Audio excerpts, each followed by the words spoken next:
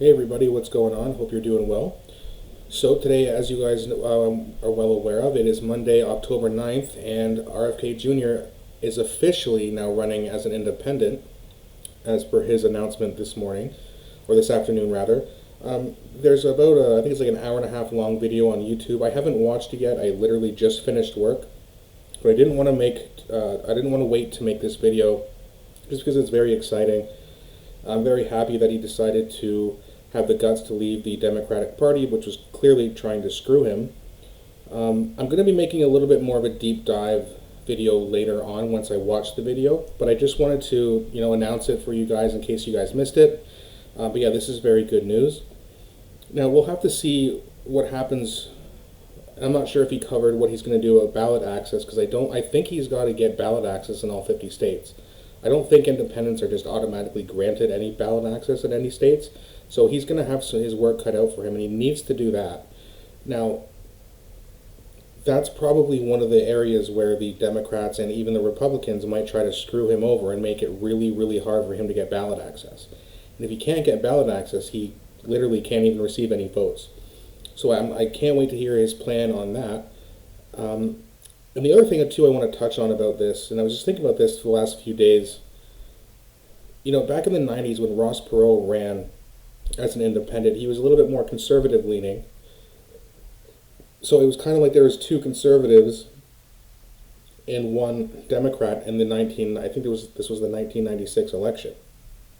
So the Republicans and the Democrats, because they both didn't want to go against another candidate, decided to block him from the debates by making it you're uneligible to have it or be in the debates if you poll under 15%. And Ross Perot did not poll at 15%. I think he was around 10%. So he didn't get any debate time, and he lost 10 million votes because of it.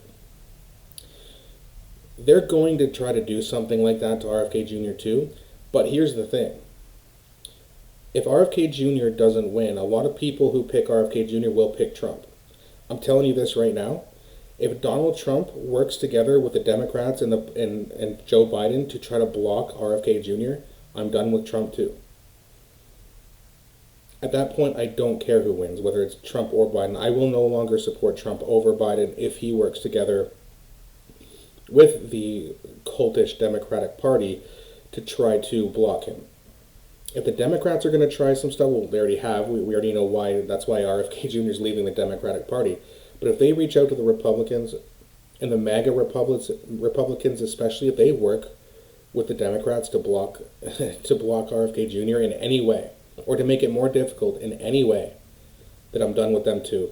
And I'm very curious to see how you guys feel about that too, because I know there's a lot of you here who, if it's not RFK Jr., you're probably going to pick Donald Trump over Joe Biden.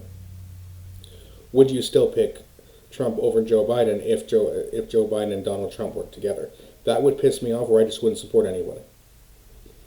And I'm hoping a lot of people feel the same, because if Trump then loses because of that, because a lot of people just wouldn't vote for him because he screwed RFK Jr. over, then he deserves to lose. There should be a national debate, all three candidates, in a fair and equal election. And whoever wins, wins. I'm also curious to see what you guys think about his independency. I know a lot of you have already given your opinion on that, but I am curious to hear from as many people as I can. Do you think this is going to hurt Trump more than Biden? Because I think it's going to hurt Trump a little bit more than Biden, but it's going to hurt Biden too. You see an awful lot of people of color, and you see an awful lot of college kids at RFK Jr.'s events. Those are overwhelmingly Democrat voters. And yes, he's also going to steal a lot of votes away from Trump, who maybe would vote for Trump over Biden, but they're not MAGA conservatives or MAGA Republicans. They're just conservative, but they like RFK Jr. So he's going to steal votes away from both parties. And what I also think that RFK Jr. is going to do really well is he's going to wake up a good chunk of the percentage of the 150 million Americans who don't vote. If he can get even 20%, which would be about 30 million, I think, all those votes would be basically for him. That would be incredible to get 30 million just by waking people up. And then he gets, 15 or maybe 10 or 15 from Trump, and then 10 or so from Biden. and all of a sudden he's hovering around that 50 million vote mark. I don't know if 50 million votes will be enough to win, but that being said, he will certainly get some electorals. You need electorals to win the election, so it's going to be very curious to see how this happens, because there's a lot of different options and a lot of different ways that this could play out. It could end up being that Trump is hurt more than Biden by this. It also could turn out that Biden is more hurt by Trump.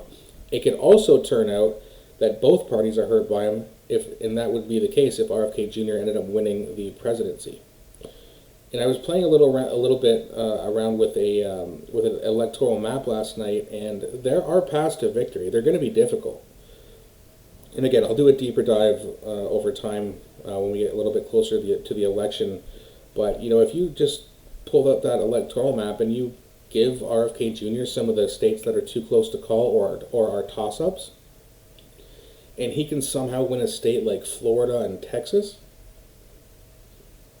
he would have a lot of electoral votes. I don't remember the exact math, but I was just playing around a little bit with it last night. It's very interesting. There are paths to victory for him, and it's going to be very interesting to see exactly what happens. And again, guys, definitely let me know what you guys think in the comment section. Hopefully you're just as excited as I am and pumped to see him run as an independent, and hopefully, once and for all, beat the two-party duality that has been running America for 150 years.